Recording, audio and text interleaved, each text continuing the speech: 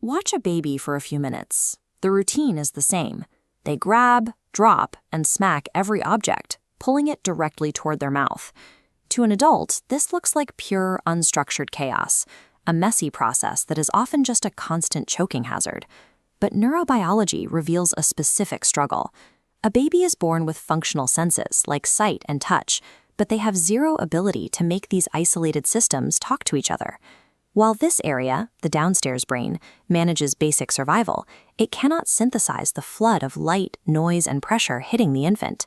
The relentless drive to mouth and touch every object isn't just play, it is a biological requirement called sensory integration. In order to survive the physical world, a human has to take a barrage of isolated sensory noise and forge it into a single unified map of reality. Take a 6-month-old infant during tummy time, actively reaching out to grab a rattling, textured toy.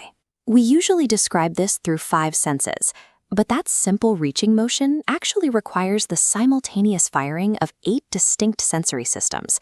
2 of the most critical systems are hidden.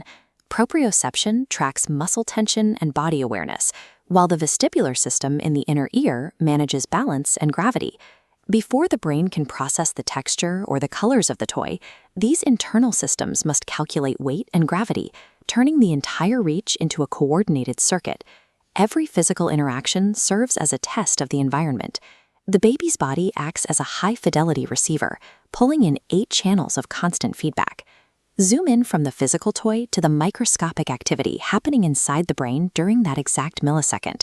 The brain is currently undergoing synaptogenesis, forming over 1 million new neural connections every single second to process this moment.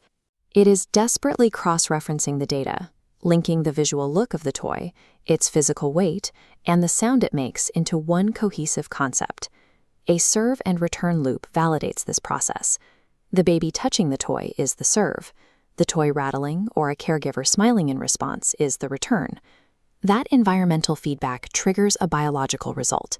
It chemically cements the connection, turning a fragile neural pathway into a permanent pathway. Through millions of these micro-interactions, the baby constructs the neural framework required to understand how the physical world operates. All of this microscopic wiring is aimed at one macro-level goal: true human autonomy. The upstairs brain, the prefrontal cortex, manages complex problem-solving, but it builds as a second story on top of integrated sensory maps. Integrating the feeling of weight or balance translates directly into the physical logic needed to walk without falling, or eventually feed themselves. When babies spend most of their time restricted in bouncers, swings, or car seats, a state called container syndrome, the brain loses those millions of physical data points. Without movement, the sensory maps remain incomplete, stalling the development of higher-level circuits. To build a sturdy brain, caregivers must allow infants to touch their environment freely and experience the physical feedback of making a mess. The scattered disaster on the living room floor is the quiet, relentless construction of a human being's future independence.